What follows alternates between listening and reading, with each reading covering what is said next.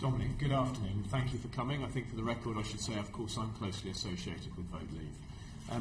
Back in 2007, a British Member of Parliament went to the Czech Republic to make a speech on the EU. He said this: "It is the last gasp of an outdated ideology, a philosophy that has no place in our new world of freedom, a world which demands that we fight this bureaucratic overreach and lead Europe into the hope and potential of a new post-bureaucratic age." Do you agree with what the Prime Minister said back in 2007? Roughly speaking. Could you possibly, from your unique perspective, give any insight into why he might have changed his mind? I think that David Cameron has never wanted to leave. I think overall, David Cameron's view about the European subject is that the less it's mentioned, the better. He agreed with William Hague, who said it's a bomb, and let's try and stop the bomb going off. And therefore, for many years, his main goal was simply not to talk about it. I remember before the 2010 election, the unit which he created to think about government was explicitly stopped from thinking about EU affairs, which hampered a lot of preparations for government, because he simply didn't want people thinking about it. It would only lead to trouble. So I think overall that's been David Cameron's attitude. Also, David Cameron is psychologically someone who goes along with conventional wisdom of the establishment. So I think I personally am not at all surprised that he's on the other side of this debate. So another kind of bureaucracy is, of course, the large multinational corporation, and you weren't able to complete what I thought was a very interesting answer earlier to Helen Goodman.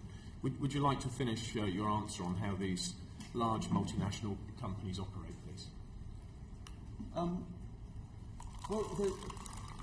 There's a basic problem of power in how the European Union works and its regulatory system.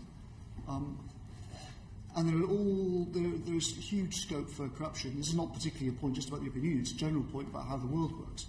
That if you centralise a huge amount of power in a place like Brussels, where you don't have Britain's tradition of the free press, you don't have an awful lot of scrutiny, you don't have any kind of democratic control, you don't have pluralist institutions, you have very centralised institutions, you inevitably get a lot of nepotism between big business and politicians. And that is one of the most unfortunate, disagreeable aspects of the European Union. But it also puts a lot of these companies in a bind, and I experienced this on the Euro campaign. A lot of them say to you privately, of course the Euro is a bloody stupid idea, of course we shouldn't be in it. But if I come out and say that, I've had a phone call from Tony Blair at Downing Street that says, my business in North Africa is up the spout, so very sorry I can't do anything about it. That happened repeatedly on the Euro campaign. It's happened repeatedly throughout this campaign as well. Calls go out from Jeremy Heywood's office in the Cabinet Office to people saying, you don't want to be on that side or bad things might happen to you. And think of how much worse that is in Brussels. If you're an airline, like British Airways or whoever, and you've got to negotiate your landing slots with the European Commission, what do you think the odds are that the board of a company in that situation is going to say, oh yeah, don't worry Charlie, go out on TV and tell everyone how rubbish the EU is? It doesn't happen. I'm sorry to interrupt again. Just want clarification. When you talked about Jeremy Heywood there, you're suggesting Jeremy Heywood is ringing people up and threatening them, saying you don't want to be on that side lest bad things happen to you. All sorts of people in the Cabinet Office call people all the time and make threats, some more overt and some more covert. I don't want to say that Jeremy Heywood himself has particularly and specifically done anything, but everyone close to how government operates knows the power of the Cabinet Office and the power of the Cabinet Secretary and the power of, subtly worded in a very English way, threats. So the Cabinet Office, we're not naming any particular individuals, but we are talking about senior officials are making threats all the time with respect to this referendum. Certainly, and people at number 10. By which you mean who? Or at least which category of person, if you don't want to. I mean both officials and special advisors as part of what their job description is.